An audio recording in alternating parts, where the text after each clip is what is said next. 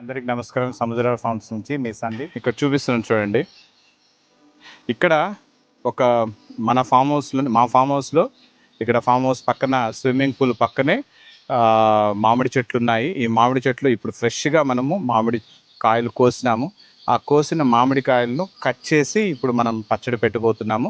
అది ఏ విధంగా పెట్టబోతున్నాం అనేది ఇప్పుడు నేను చూపిస్తాను.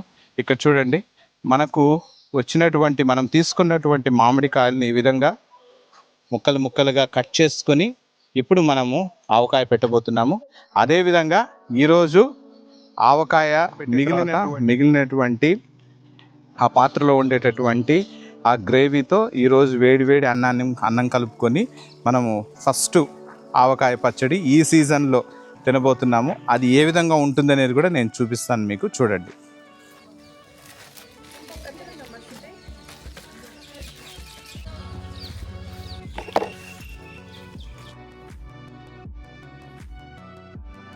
ఆవకాయకి కావాల్సిన మెయిన్ పదార్థము మామిడికాయ అండి.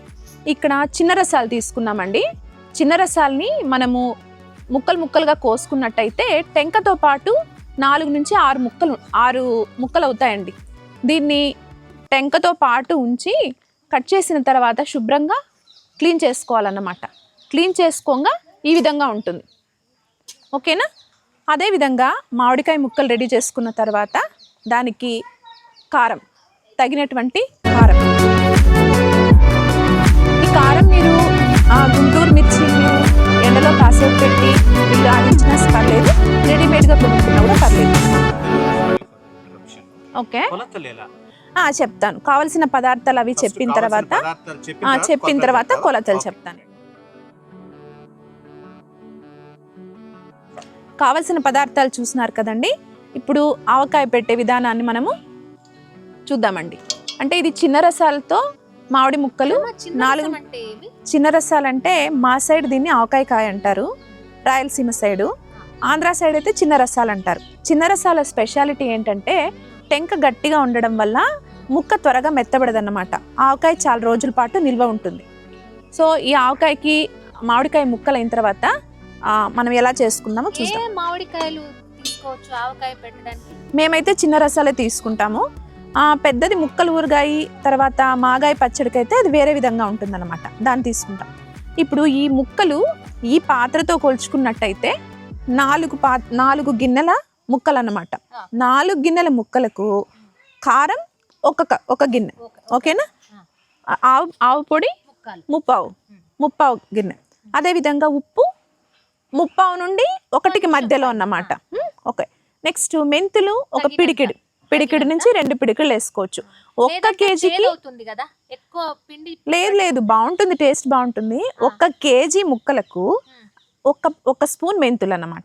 మెంతి పొడి వేసే వాళ్ళు కూడా వేస్తారు. ఇప్పుడు బిగినర్స్ ఇదే కొలతల్లో తీసుకోవచ్చా లేదంటే ఇంకా తక్కువ తీసుకోవాలా? చాలా ఈజీ మెథడ్ ఇది. నేనైతే గత 10 సంవత్సరాలుగా నేను ఇదే మెథడ్ ని ఫాలో అవుతున్నాను. కొలతలు అయితే ఇది మనం ఆవకాయ పెట్టిన తర్వాత 1 ఇయర్ వరకు కూడా ముక్క మెత్తబడదు అన్నమాట, గట్టిగా ఉంటుంది. అదే విధంగా చాలా టేస్ట్ గా ఉంటుంది. కొన్ని ఆవకాయ నేను చూస్తున్నాను నీళ్లు కారిపోతుంది కదా, నేను చెప్తాను. ఒక్క నిమిషం, నూనె చెప్పేస్తాను. నువ్వుల నూనె 4 గిన్నెల ముక్కలకు నువ్వుల నూనె 1.5 గిన్నె నువ్వుల నూనె వాడుకోవచ్చు. ఓకేనా? సో ఇది తెలుసుకున్న కొన్ని ఆవకాయలు ఒక 6 నెలల తర్వాత నీళ్లు ఊరుతుంది కదా, నీళ్లు కారిపోయి దానికి ఎట్లా అవాయిడ్ చేయాలి?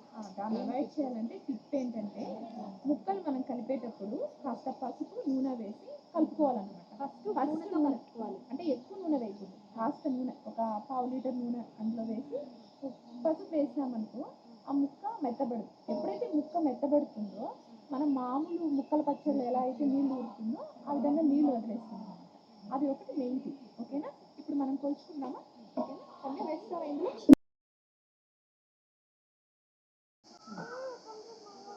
ఉప్పు ముప్పావు గిన్నె తీసుకున్న తర్వాత కారం ఒక గిన్నె.